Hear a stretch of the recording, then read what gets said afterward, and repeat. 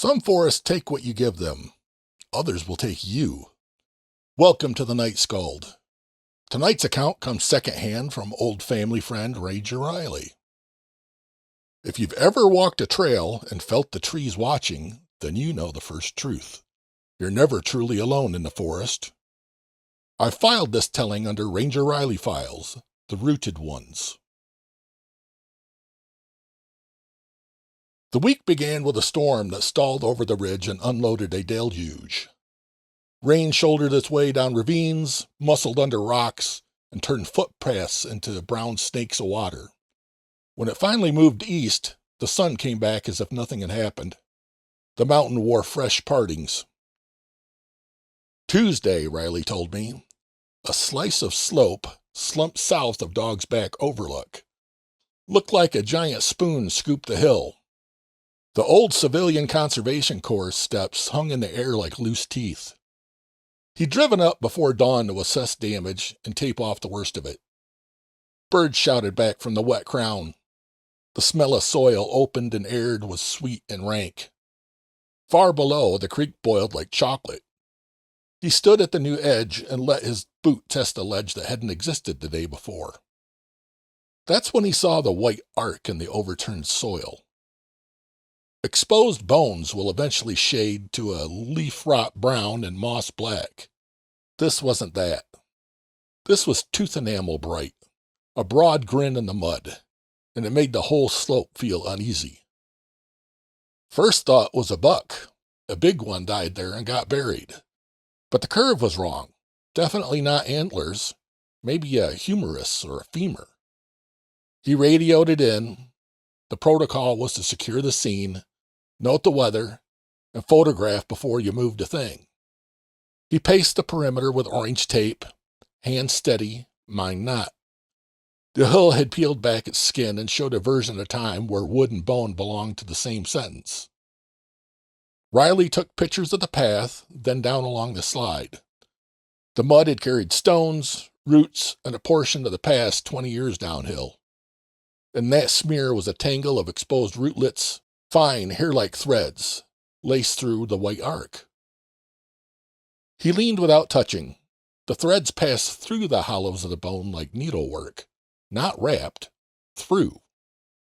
I've seen trees eat fences, he told me later.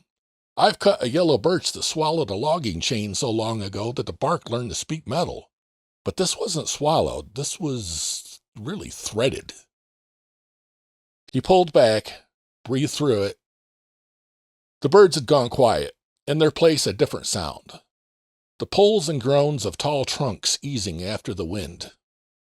The county crew arrived, deputy first, then a coroner, then 2 forensic techs and rain-splotched Tyvek. It was mid-morning.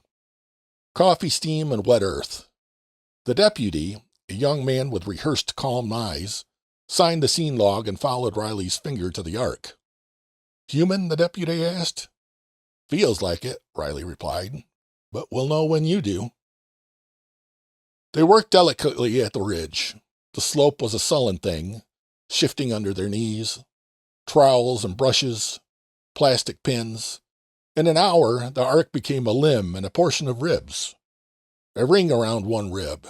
At first glance, a stain. Proved to be a braided bracelet of woody tissue, no thicker than yarn. It had stitched the rib to a root. Storms move old secrets, Riley murmured. The coroner looked up. Storms and people, she said. They covered what they could and built a tarp tent to keep it from further weather. A call went out to the state lab. Until then, the scene waited under nylon breath, and the forest shifted its weight and listened. Riley set a perimeter further back than he needed. He had always been generous with caution. He posted a laminated sign with black letters, closed for remediation. He chose the word so visitors wouldn't think of death, but knew that they would. Language is a trail that you hope leads where people can follow it. In his notebook, he wrote a line that he did not include in the official report. The slope is now a mouth held open by hands that have not been gentle. That night he dreamed of roots dancing in water. The lab team arrived early Wednesday. A pathologist who could kneel for an hour without complaint, a botanist who spoke softly to plants as if for asking forgiveness for knowing their secrets, and an evidence photographer who treated light like a stubborn animal. They worked around the tarp. The forest worked around them. The pathologist's gloved hands were slow and small. The bones were not whole.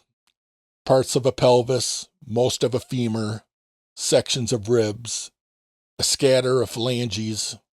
The skull was absent, or elsewhere, or had not wanted to be found. Decades, the pathologist said, and then did not say more. She carefully placed a piece of rib in a bag, the way you might lay a leaf on a well-cleaned surface. She picked at the woody bracelet. It did not detach. It did not loop around the rib in the way of a noose. The rib and the wood entered and exited each other, a kind of mutual trespass. "Explain it to me," the deputy said, careful not to sound like a man asking for a ghost story. "Roots seek," the botanist said. "They find pores. They enter space. If the space is bone marrow and the bone is open to soil, roots will explore. The time has been enough. The wood weaves because the void welcomes."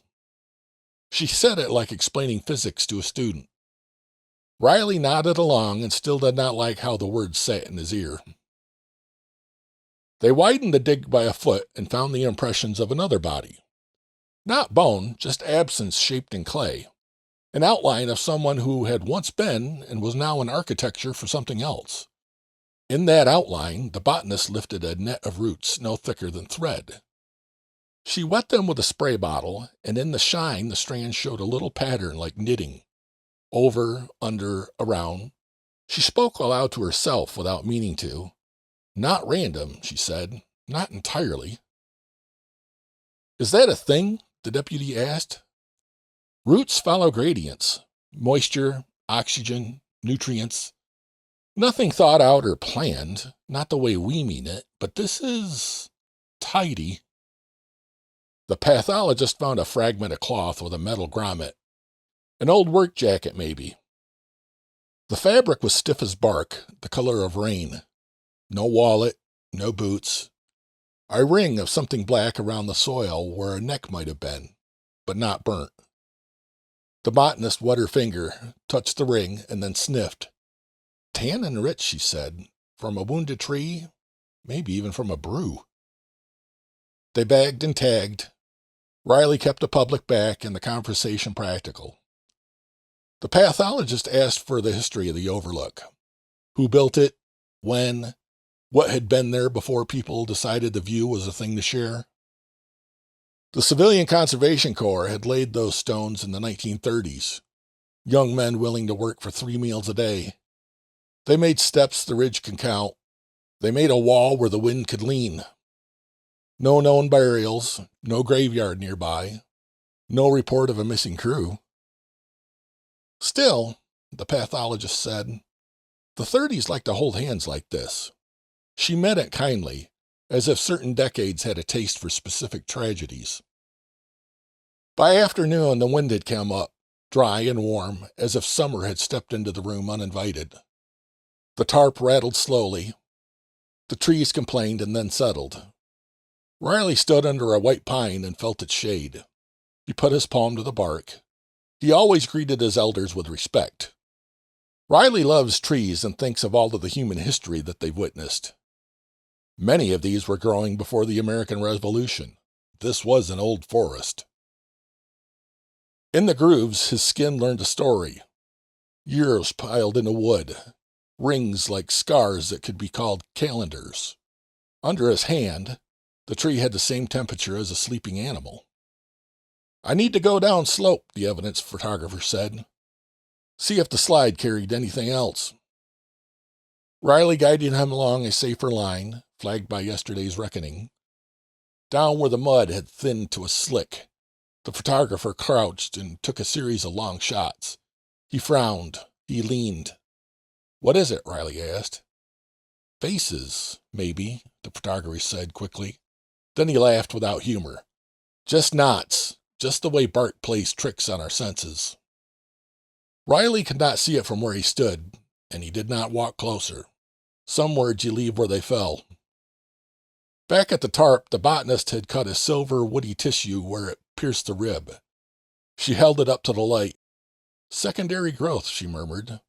This wasn't a root brushing bone and moving on. This grew with it. The tree was alive and living more. Meaning, the deputy said, graceful for transition, time? Meaning commitment, the botanist said. Then after a moment she salted the truth. Meaning, the wood found the bone and decided it should be part of itself. In his notebook, Riley wrote another line that he did not file. If we return to the earth doesn't send a thank you note. It whispers, finally, and hugs you tight. They packed up late. The pathologist took custody. The deputy signed off. The botanist promised to send a summary that would say everything but explain nothing. The storm had made a hole in the mountain. The hole had made a question. The question had made a room in Riley's head where the bizarre and unexplained things like to sit at night. On the way out, he passed a beech tree that had not been there before, at least not in the shape that he now recognized it. The bark, smooth gray, carried the scars of long ago carved initials. Above those, just where a branch forked and healed, a cluster of darker whorls gathered in an oval. He looked only once. He did not stop.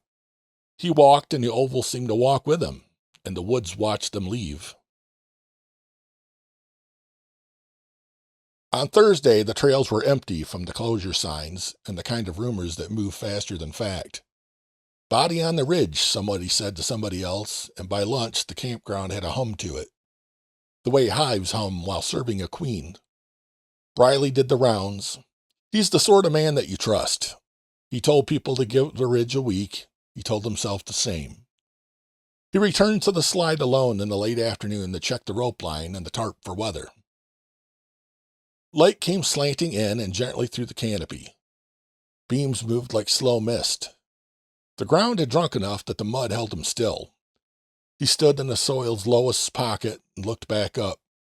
He could read the story of the hill and the roots that still showed. Oak, maple, beech, birch, pine, a tangle of lives braided and then torn. The sound came first. A creak that he had heard his whole career. Like trees talking to themselves, wood easing into its own weight, fibers adjusting to the rhythm of the breeze. He knew the grammar of it. He could tell a complaint from a warning and a groan from a shrug. This was none of those. This was more like syllables made by accident, almost human, the way a storm sometimes sounds like a name. A long vowel bent through a joint, a soft consonant at the end of a sway. Nothing like language, except...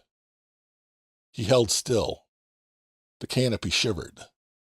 The creek below said, hush, hush, hush. He heard it again. The long drag of a vowel from the beech tree above the slide. A shh that finishes like please. Stop it, he said loudly, friendly. Stop it. The wind quieted. The creek did not. A neighboring maple eased against its neighbor in a rhythm. The way a loose hinge will tell you that someone came home before you hear their footsteps. He climbed back to the carp and checked the ties. The nylon flapped. Under it, the earth held its new absence. He knelt to secure a stake and looked up across the snapped line of the trail and saw someone watching him from the beach. A face shaped by the shadow of a stub. The suggestion of a cheek by a curved scar. An eye where a burl had once formed, then flattened. He saw it as a face because that's what the mind does. When he looked directly, it was just bark. He exhaled a nervous laugh. You're fine, he told himself. You're fine. He scanned the slope and caught another face in the pine's plates. A narrow vertical, mouth like a seam, and another in the maple's rough, wide-eyed, like something pressed its hands from inside to say, look. Each time he focused, they were just knots and wounds. Each time he let his eyes loose, the peripheral vision found another. He finished the steak. He stood. He did not turn his back. On the way down, the creaks joined. Not a chorus, not quite, but the way crickets make a night richer and louder without meaning to. Long vowels, strained consonants, a sound you could mistake for someone working up the courage to speak. Back at the truck, he turned on the radio and let human voices wash over him. He thought of calling the botanist to ask if trees ever played tricks after storms. He did not want to hear her say it was just pareidolia, but he knew that was what she would say. Even if it was the right word, it wouldn't help how he felt right now. That evening, he played his recorder. He'd set it on a stump when he first arrived to catch any trespassers and forgot that it was there until he left, and listened for the sound under the sound. He heard wind and nylon. He heard a raven curse something in a language older than his. And then, minute 14, he heard a croak of wood sliding across the breath. He rewound. He listened again. It said nothing. He stopped trying to pin it. He went to bed early and dreamed of people standing in the rain with their mouths full of moss. Friday morning, a woman at Campsite 9 told the camp host that the trees had kept her up all night. They creaked like they had an argument to win, she said. Riley noted it on his card, but did not ask about faces. By noon, the whispers of the woods had learned his name. At least, he had started hearing it everywhere. He walked the loop road, and each incline released a vowel, and each descent rounded it. And the results was always the same. Riley. He laughed the first time, started humming to himself by the third to drown out the sound. Mid-afternoon. A storm stacked up over the ridge. He felt the humidity take him by the collar. He drove up to recheck the chart. The sky opened to dump its burden. He reached the tape, ducked under, and stepped into a new place. Water sheeting off the tarp and had made a silver curtain. The roped perimeter shivered. The mud took his boot and barely returned it. The trees moved as if they were one being. The faces were everywhere now. Not faces, anything but, and yet, insistently faces. The beech held a woman with hollow cheeks. The sugar maple a man missing his lower lip. The white pine a clean grid of plates, but when he looked again, saw a boy. He swore and then apologized to the hill for swearing. The storm browned the air and made his world small. In that closeness, he heard new sounds. The pop of fibers, the wet suck of roots freeing itself and then settling into a softer bed. At the slide's edge, the fine hair roots lifted slightly, the way a field lifts when the wind runs its hand through it hard. Not much, just enough to be motion. He left when lightning began to test the ridgeline. In the parking lot, he sat in the truck and watched rain run down the glass like tears. He turned the recorder on again that night because he couldn't resist the temptation. The tape captured water, wind, and a fox's scream in the distance. Near the end, a long, aching groan resolved into something so close to a word that he set the machine down like it was a hot plate. He went to the mirror and looked at his own face for a long time. We learn our faces the way that we learn the path to the front door in the dark. He did not entirely recognize the man who looked back. Sleep-starved, older by a measure he could not count, but also someone whose skin had forgotten how to fit right over its frame. He pulled the cord on the shade. In the glass under the reflection, a darker oval formed. He lifted the shade again and told himself it was just the outline of a spruce across the yard, and not a person standing just beyond the porch screen listening. The archivist kept her office under the old town library, where the humidity did things to paper some might call a sin. Her name was Dell. No one knew what it stood for. She wore her hair in a long gray braid, wrists thin as pencils, eyes that had seen strange things and just accepted them. Riley brought coffee and a bag of fresh donuts still warm with their own breath. Gifts were a type of apology for the questions that we bring. "You here for the overlook?" Dell asked, as if he were late to a conversation that had already been happening long before he entered. Storm peeled the ridge back, he said. We found remains. Of course you did, she said patiently. We always do when it rains sideways. What flavor are you thinking? Civil War stragglers? Some fool moonshiner? Or the old group that wanted to be trees? He blinked, narrowed his eyes. Tell me about the last one. They called themselves a dozen different things depending on who did the calling. Church of the Returned in the papers. Rooted ones among themselves, though they never wrote it down. She smoothed the paper with 2 fingers. If forests were books, these people wanted to be the ink. She ghosted along the stacks and came back with a folder whose cardboard had long forgotten how to be strong. She spread clippings on the table, all from the late 1930s and a few early 1940s. Various headlines. Forest ritual disrupted. Deputy fires warning shot. Local boys an odd service project. Odd? Riley asked. Young men under the CCC learned to build terraces, walls, trails, Dell said. Some learned to build other things, too. A foreman with ideas, a preacher with a hard voice, a woman with a book of charms. It doesn't take much to root a notion in a bad year. She showed him a photograph, 3 figures masked with woven bark, their faces covered in plates like beech. Jackets over their white shirts buttoned tight. Behind them, a circle of saplings bent inward as if listening. Paper says they believe the soul is soil after it's had a chance to think, Dell said. They had a ritual, words and a tea, what you might call a sleeping medicine for the ones that wanted to go back to the ground. Witnesses say willing. The court says it's hard to prove that when the person is already busy returning to the soil.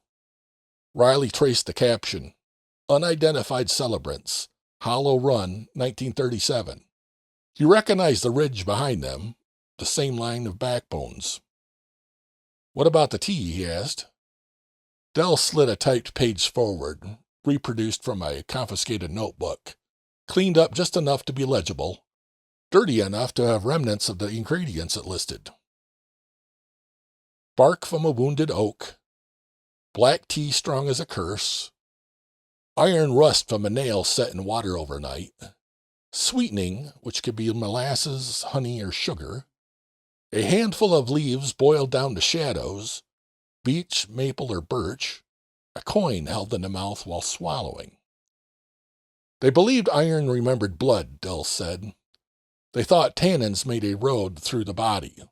They thought coins paid the toll. He read the last line, handwritten, not typed. Wherever roots find room, the spirit is returning. Someone added in a different hand, leave skull unbound so the last thought can leave on its own. He swallowed. He tasted metal. Coffee can do that. Fear can too. Did they? He stopped, reset. How many? Dell tapped the folder. Paper counted 8. I reckon the mountain counts differently. There were rumors of more. There's always been rumors of more. Deputy Barnes said he broke up a gathering near the overlook. Nobody ran. He put a shot in the air, and a man just smiled at him and slowly waved. And Barnes didn't go back. What happened to the group? War, Dell said. Jobs, shame. People moved or forgot. The ones that stayed grew quieter. Old Mrs. Hanley, this is years later, would walk to the edge of the woods and say, they're in there, feeding the sap. People humored her until one spring she put her rocking chair under a maple and said that she wanted to listen. She died that summer. Her daughter swears that the maple's leaves were darker that fall. Dell's voice changed on that last sentence, not in tone but in temperature. The moment when someone stops telling stories and starts telling their private truth. What do you want me to say? Dell asked, gently. That the old ones were evil? That they were unholy? That they were simply tired and wanted to be useful in a way that they couldn't manage above ground? I want you to tell me if I should close the ridge longer, he said, which was the closest that he could get to the real question. If I stand among them, will I still be myself when I leave? Dell looked towards the little basement window where the light came in sparingly. Close it, she said. Not for mourning, but for respect. Let them finish a sentence. Maybe they'll go back to sleep. He nodded. He gathered the clippings like a pile of leaves. He returned the folder and left the donuts.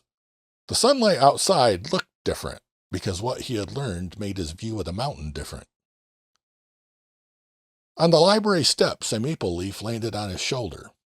A perfectly ordinary October thing, but this was the wrong month. He plucked it, saw the veins, and thought, it almost seems like a map of some sort. Saturday. Riley told nobody where he was going. He needed to do this alone. Sometimes you must be alone for the woods to accept you. He took the long path to the overlook so that he could listen for a half-mile before he arrived. The creek language had grown more confident, or he had grown poorer at ignoring it. The oaks talked deep and slow. The birch had a whisper like paper folding. The beeches muttered in smooth throats. The pines were cold poets. Under it all was a pulse he had not noticed before. A thump that could have been water on rock. Could have been his own heartbeat thumping in his ears. Could have been what roots do when they drink. He matched it step for step until he stopped marching and let it pass through him. At the rope line he paused. There are thresholds the body recognizes that the mind hasn't been introduced yet. He stepped over anyway. He did not remove the tape. He kept the rules. The tarp rippled where it had broken loose. He ducked under, not to look. He didn't want to see anything more, only to set a weight on the edge so that he could lift free. He pressed a rock in place. His palm came away with a pattern, a web of fine scratches, and he realized that the rock was not rock but old bark hardened by time. It had once been the outer skin of a sapling. He set it back and apologized.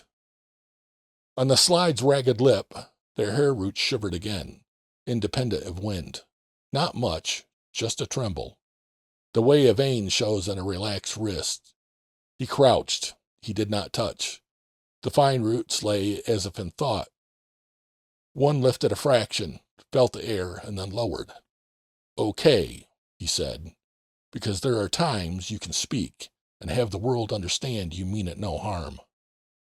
The faces waited. The beech's oval eye found him. The oak split made a smile. The maple scars took on the tired patience of people accustomed to explaining the same thing again and again to someone who will not listen. A wind came through and the whole hillside sighed. Syllables rode the breath. His name set amongst them like a stone in a stream. Riley. Who taught you that? He asked, as if it were a child's trick. The birch seemingly answered with a dry laugh. He stood there long enough to lose track of time, which is one way to measure worship or maybe meditation. The light shifted towards gold. The flies decided that he was not food. The ground under his boots changed from slick to tacky and back. The forest cleared its throat. He waited to be allowed further or warned away. He could not tell which came. At full dark he returned with a small headlamp, the beam kept low. The tape flashed in the light like eyes. He told himself he was there only to retrieve the trail cam he had set yesterday at knee height to catch animals. The card would likely be full of raccoons rearranging trash and deer making their rounds. Another truth was heavier. Did the night hold what the day hinted at? Night held its own weather. The air near the slide was cooler by a few degrees. Breath made shapes in the air. His lamp caught the pale wood of cut stumps, the black shadows of living trunks, the thin silver spider strands. His boots did not need his brain to find safe patches. The hill talked. Not creaks now. Groans. The sound of wood choosing and regretting. He turned the lamp off. The dark came gently. He stood in it as if a coat hung on a nail. Without the beam, the faces remained. Impossible, but true the way that stars are true when you stop naming constellations and just let them be separate fires of light. Riley did the thing he will never forgive himself for. He stepped to the cut edge of a young sapling near the slide, one the storm had already snapped, and with his pocket knife he loosened a strip of cambium, the green layer that is neither bark nor wood. He held it to his tongue. It tasted like tea and pennies. It tasted like the bottom of an old cup you forgot to wash. It tasted like the smell of his father's old work coat in the rain. He spat and swore softly. Then he laughed, because sometimes there's just nothing else. He tucked a strip under the tarp near the rib, as if returning a page to a book without knowing where it belonged. From a beech tree came a long, low sound like relief. The oak followed with a crack that could have been a word broken on purpose. The pine released something between prayer and pressure. He stepped back. The roots at the slide's edge were lifted again, a fraction more, then sank. In the wet soil he saw the line of their movement, very small, and realized it angled towards him. "I'm not for planting," he said. "I'm already planted."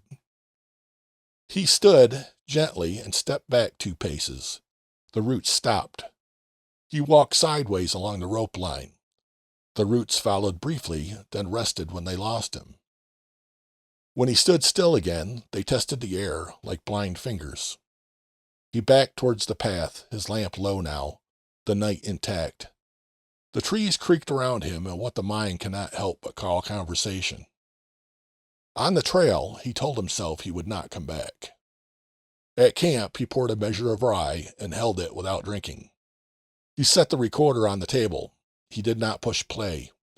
He watched his hands until they stopped shaking. His sleep came in a rush, and his dreams were vivid. A circle of saplings bent inward, a coin on his tongue, a voice saying wherever roots find room, the spirit is returning, and the voice was also his and not. When he woke, there was bark under his nails. That happens when you live in a forest. It always had. It meant nothing, but sometimes it felt like it meant everything.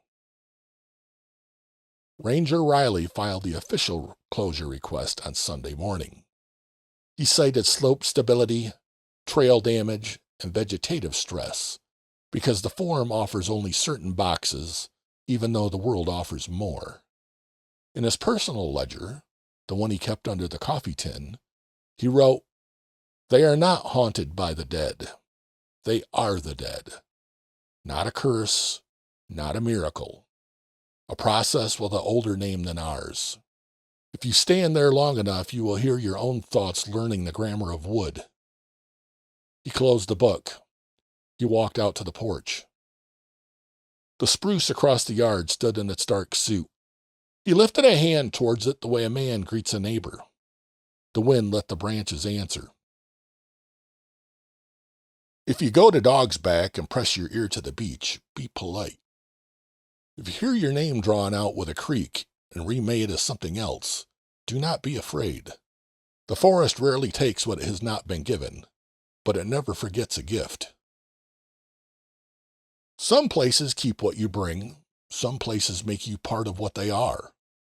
If the night ever asks you to return to the soil, it will do so kindly, with a rustle and a sigh, and you will think, for a single breath, that might sound like home. Then you will remember that you're not a root. Not yet, anyway. Sleep well. I'm the Skald, and this has been the Night Skald. If you enjoy this sort of content, you know what to do.